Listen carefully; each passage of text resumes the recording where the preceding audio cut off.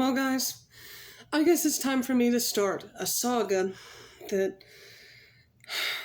I didn't realize what it was until I started explaining it to somebody. Some movies hit us at a certain stage in life, and we stay with it. Weirdly, it just kind of follows us our whole life. For me, that's been the Lion King franchise.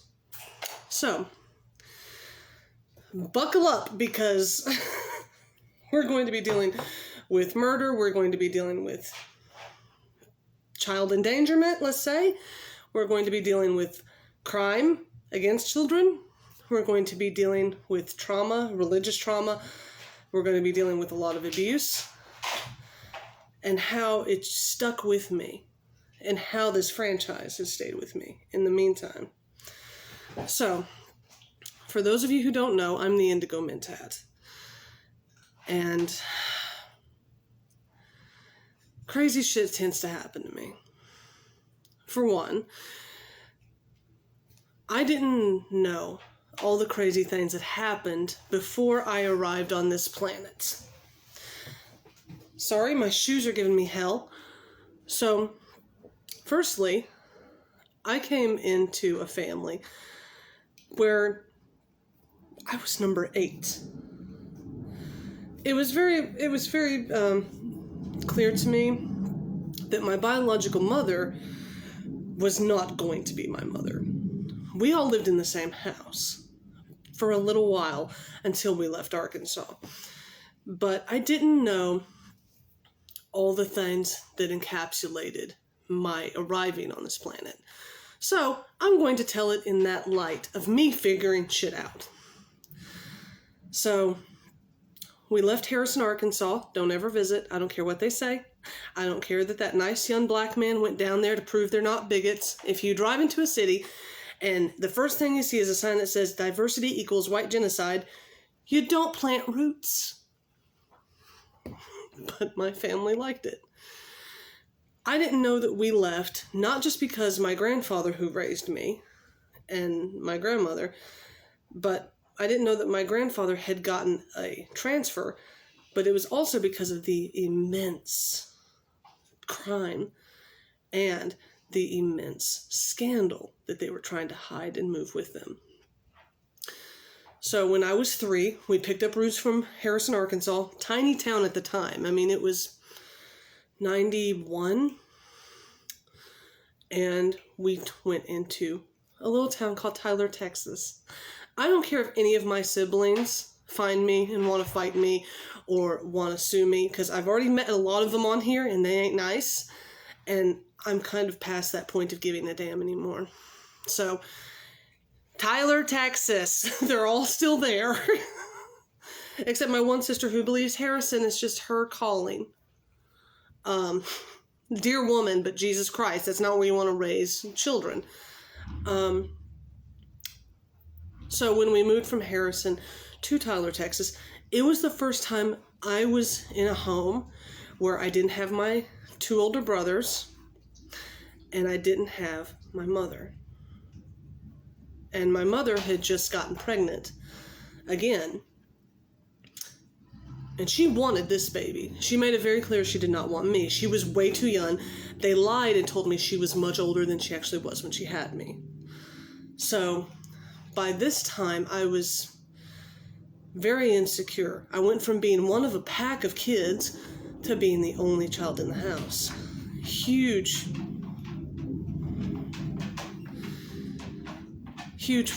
shift. Well, because of the scandal and because of the insanity that our family had made, my grandparents did everything to keep me under wraps. No. This is our granddaughter. Our daughter just lives down the road. They made it seem like she was just having a hard time. I didn't realize what level of hard time my biological mother was having. And I'm telling you all because she won't let me tell her. In your life, things happen to you. Horrible things happen to you. And you feel like you are the only one who's ever felt it. Even if you go, no, no, no, no, no, no, no. I know other people have gone through this before, but not like me. And in a way, that's true. Because you are in different circumstances than anyone else who's been in there. No one has ever been, let's say, sexually assaulted with your parents to deal with afterwards. No one's been sexually assaulted with your mindset, with your personality before. So in a way, it does only happen to you.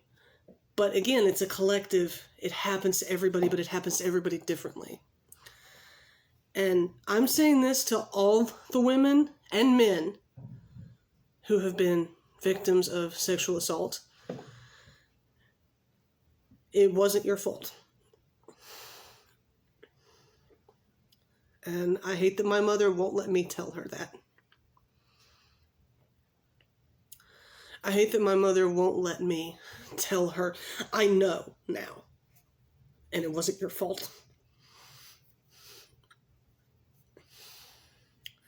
And you deserved better. But I'll tell you, you are not your circumstances. And however long it takes you to heal, that's your journey. Nobody should tell you it's over, he's put away in jail or she's put away in jail, or you got the abortion, you can just move on. Everybody handles life differently. That's why psychology is so wide and vast. Because you can have identical twins at a dinner table. Identical twins in every way, have their own fucking made-up language. Like my two possible dads did. Get to that later. And still have them turn out to be completely different individuals. Just like my possible dads did. And I say my possible dads because they were identical twins. And you can't really do DNA test on an identical twin. So,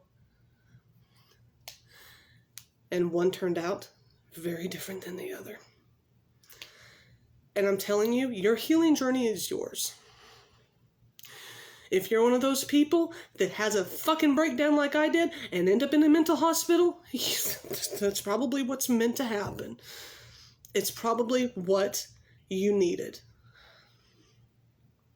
I was terrified to go into mental hospitals. Terrified. Because of all the horrible experiences I had. Like the last mental hospital I went to, they would let us fight each other for money. And they got shut down right after I left. And I was 16 and they put me in with the adults. And I really learned, holy shit, the world is not a kind place. But now that I've gone to a center and really gotten help, not just here throwing meds at a problem, I realize